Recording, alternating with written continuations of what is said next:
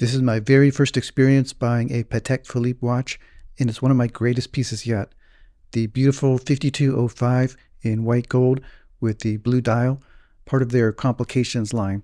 After the intro, I'll focus in on the full unboxing experience, the buying story, and also throw in some wrist shots and close-ups.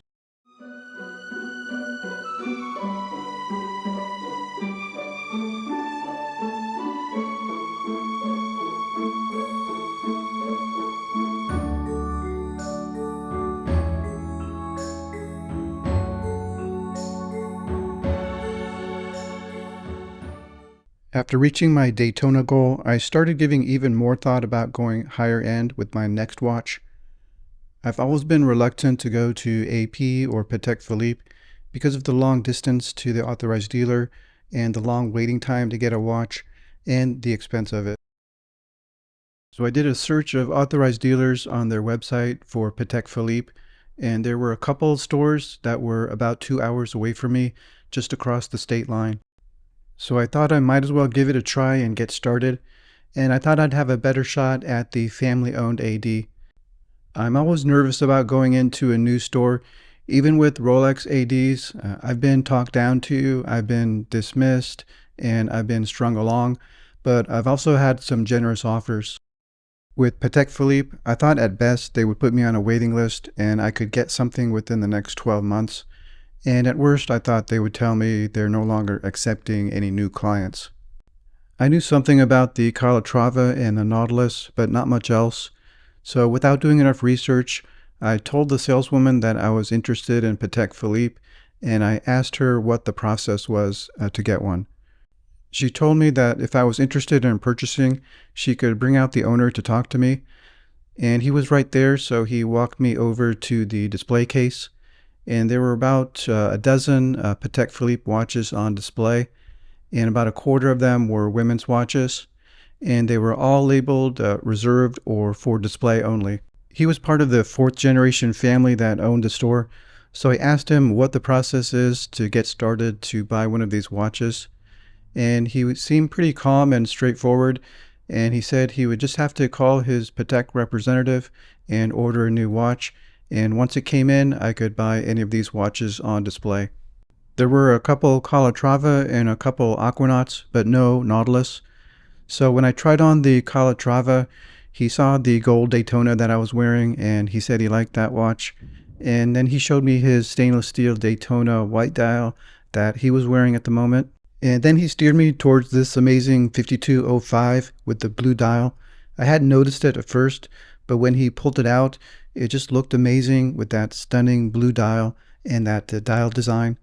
It felt a little bit heavy and thick, but that was just an illusion because I was comparing it to the Calatrava, which is extremely thin and extremely light.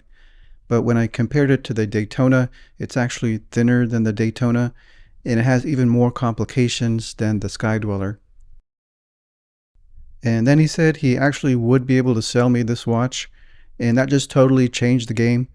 I had come just to lay the groundwork to get something later in the year, but now I have the chance to buy this watch outright. But I told him I needed some time to think about it, and he said that was totally fine, and he gave me a catalog to take home with me. Looking up the features, it has a self-winding annual calendar movement, which Patek Philippe invented in 1996. It has the day, date, and month in apertures, a moon phase, 24-hour indication, and a 35 to 45 hours power reserve. It was released in this blue dial version in 2018. The dimensions are listed as a 40 millimeter diameter, but I'm getting closer to 39 millimeters on my measurements. A height of 11.36 millimeters, and a lug-to-lug measurement of 49 millimeters, according to my measurement. When I came back the next day to purchase the watch, he packed it up in the box, and he also gave me a small travel box as a gift. And it also came with a small tool to depress the pushers on the side to set the watch. I actually didn't have time to stay for him to show me how to set the watch, so I'll have to look that up and read the instruction booklet. It has a really nice quality box and packaging, And the papers are actually papers, and they wrote my name and address on the warranty and the date of purchase. Now, this is not the original strap that it came with. It originally comes with a very dark navy alligator strap, and it has a white gold pin buckle. It's a very high quality and very nice feeling, but it's just a little bit too large for me. My wrists are 6.5 inches, and even on the smallest pinhole, it was still slightly loose on my wrist. They said I could order a smaller size strap, so I'll have to give them a call next week and order a smaller size. So for now, just temporarily, I have it on one of my own straps, a dark brown alligator strap, which is just slightly smaller in length, but it feels much more comfortable on the wrist. On the wrist, it's comfortable even with my smaller wrist. I think it wears more like a 39mm watch. It doesn't overhang my wrist, but the lug-to-lug distance of 49mm is getting to the upper limit to what I can comfortably wear. The elegant dial design and the leather strap make it look like a dress watch, but the slightly larger size and thicker case design gives it a sporty feeling also. Speaking of the dial, like I said, it's one of the most beautiful dial designs in their Complications collection. The apertures at the top are very legible, the moon phase is a beautiful window to look at, and the subdial adds even more interest. The hour markers and the hour hand and minute hands are very well finished, highly polished, and make it very legible to read the time. And I think that blue dial is just amazing. It has a two-tone to it, with the center of it being lighter color and then fading into a deeper dark navy towards the edges. It has that sunray finish, which makes it even more beautiful to look at, but the individual grooves are not as easily seen as they are on Rolex, so it's a more subtle sunray finish. The case design is another standout feature. It looks simple from a distance, but the closer you get, the more complexity you see in the curves. Starting with the bezel, it has a concave shape to it, so it reduces the volume of the bezel and makes the watch seem smaller overall. And the sides of the case are just amazing to look at in person. First of all, the sides are scalloped and kind of hollowed out, also reducing the volume of the case. And the lugs themselves are actually skeletonized, so you can see right through them.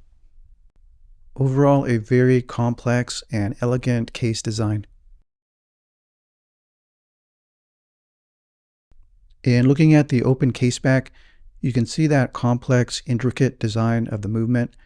Each component is hand finished and hand polished, so it makes it amazingly beautiful to look at up close. And on the back of each lug are the symbols required by Swiss law, the AU 750, the scales symbol, the head of the Saint Bernard dog, and some Patek Philippe branding.